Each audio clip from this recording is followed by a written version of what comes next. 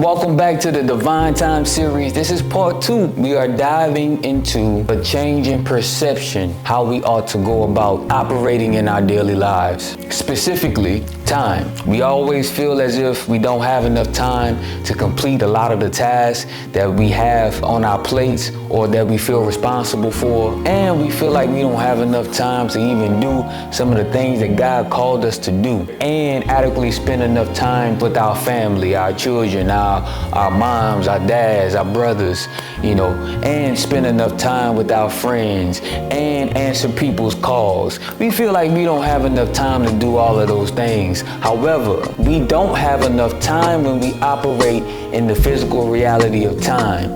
But because we have a creator who wants a deep, intimate relationship with us, and when we operate spiritually, we get access to his divine timing, to the point where we can do all the things that are important, that we are purposed for, that matters, because it all falls within his will. So let's dive deeper. So I mentioned the term divine timing. So what is divine time? Living in divine time means the only time you have is now. Not being concerned with the past or the future, but living in the moment, appreciating the moment right now. That's operating in divine time. Let me explain why. The past, whether it's filled with a lot of success or a lot of struggles, it shapes our perception. It shapes how we view things. It shapes how we react. Let me give you an example. If you have been successful in the past, the weight of your past successes can cause you to be so future driven that you don't appreciate the right now. Let's give the other side of the coin. Your past failures can cause you and develop anxiety inside of you and make you anxious and even fearful of what the future holds. If we rely so much on the past, it automatically shapes our perception of the future. Well, that's a problem, because in Matthew chapter 6, starting at verse 34, Jesus himself says, "Therefore do not worry about tomorrow, for tomorrow will worry about itself. Each day has enough trouble of its own." Operating in divine timing detaches us from the past, and that frees us to embrace the current opportunities, the current challenges, and the current blessings of now. So point number 1 is, what is divine timing?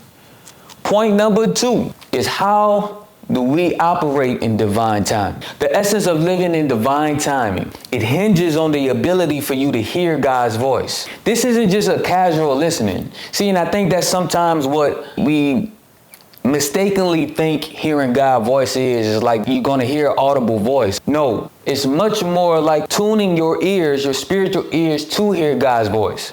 Because we are born in this world, we don't develop the ability to hear God spiritually. But God is always speaking. He's always directing. He's always guiding you. He's always giving you some type of thing to pursue.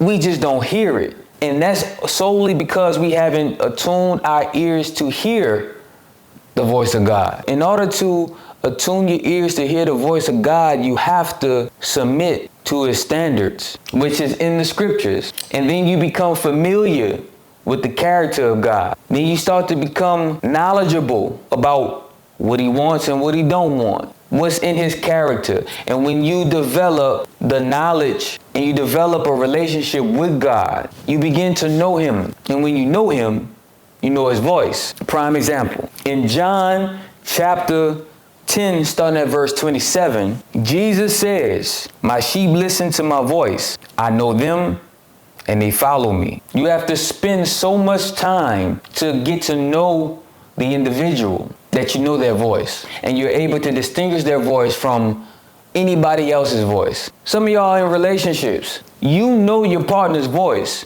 because you spent so much time with that person, so much time talking to that person, listening to that person, getting to know that individual. And you could be in a crowd of people and they all talking, but let your partner say your name. You gonna immediately recognize not only that your name was called, but you're gonna recognize who called it without even seeing them. That only comes with relationship.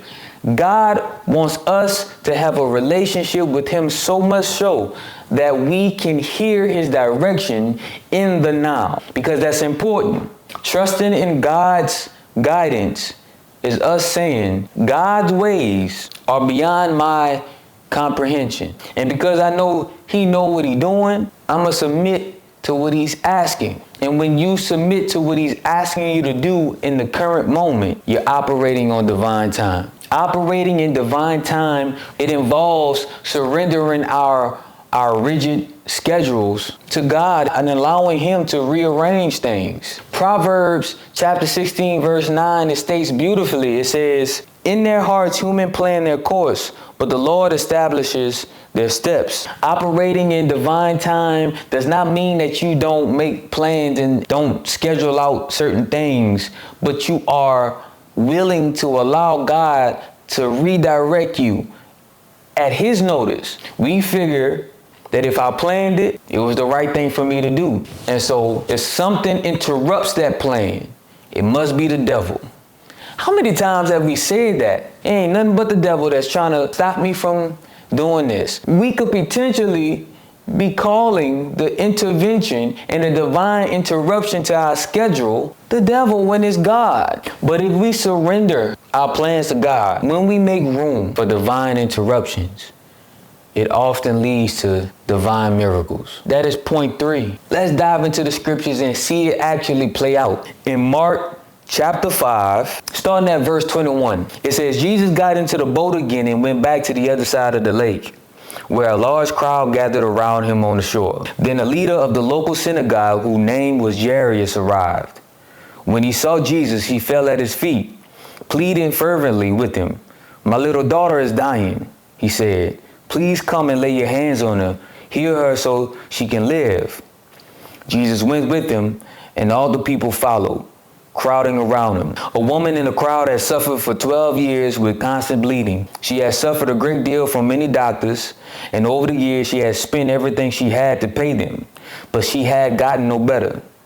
In fact, she had gotten worse. She had heard about Jesus, so she came up behind him through the crowd and touched his robe. For she thought to herself, 'If I could just touch his robe, I will be healed.' Immediately the bleeding stopped, and she could feel in her body that she had been healed of her terrible condition.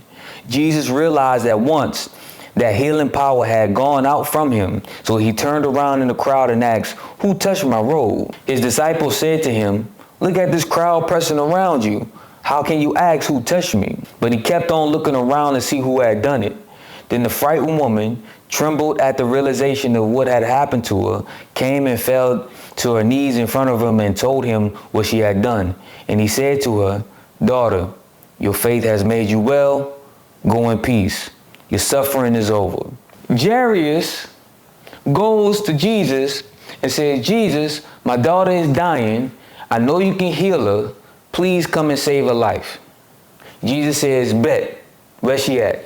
He's on his way. And a woman with the issue of blood saw her chance to touch just the edge of his garment. She'll be healed. So she go and she do it. Immediately she gets healed, and immediately Jesus recognized somebody touched her. So he says, "Who touched me?" His disciples said, "Jesus, look at all these people out here. What you mean, who touched you?" He said, "Nah, somebody touched me. Who touched me?" And he looking around to see who did it. The woman come forward, said, "I touched you," and explained the whole scenario.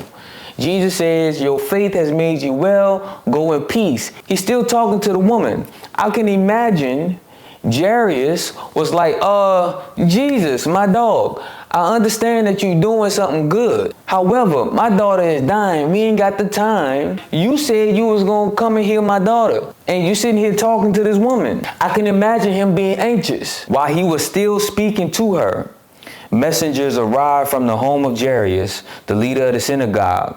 They told him, "Your daughter is dead. There is no use of troubling the teacher now." But Jesus overheard them and said to Jairus, "Don't be afraid. Just have faith." Then Jesus stopped the crowd and wouldn't let anyone go with him except Peter, James, and John, the brother of James. And when they came to the house of the synagogue leader, Jesus saw much commotion and weeping and wailing. He went inside and asked, "Why all this commotion and weeping? This child isn't dead, she's only asleep. The crowd laughed at him, but he made them all leave. And he took the girl's father and mother and his 3 disciples into the room where the girl was lying.